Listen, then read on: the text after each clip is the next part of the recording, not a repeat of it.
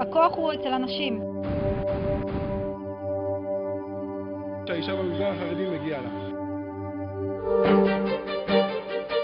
אני די בהלם האמת. אירועים כאלה חסרים במגזר החרדי. היו לנו פה בערך 300 ערכות מוכנות שנעלמו תוך דקות. יש פה הפקה בינלאומית. כוח קנייה של 8 מיליארד שקל בשנה. הן מודעות ויודעות ומטפחות את עצמן, קהל יעד נהדר. הגיעו הרבה אנשים, המונים מגיעים אלינו. יש כל הזמן פעילות.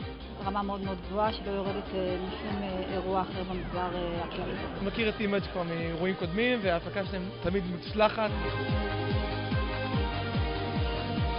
הרבה עבודה, הרבה רצון. הפרסום היה חזק, כל אחד שמע מזה, כל אחד ידע על זה. בדיוק את מה שהקהל מבקש, את מה שהקהל רוצה. אנחנו נחשפים להרבה מוצרים חדשים. ויזואלית זה מקסים, זה חגיגי, זה מזמין. נפלא, פשוט נפלא.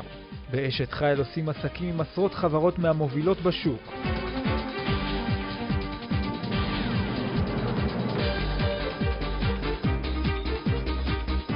פה לציבור החרדי. נשים הן מאוד מתלהבות, אני גם רואה את ההיענות, המון נשים. צריכים לעשות את זה כל חודשיים ולא פעם בשנה. הבנתי שאתמול היו עוד יותר. אשת חיל, מפגש נדיר וממוקד עם אלפי לקוחות.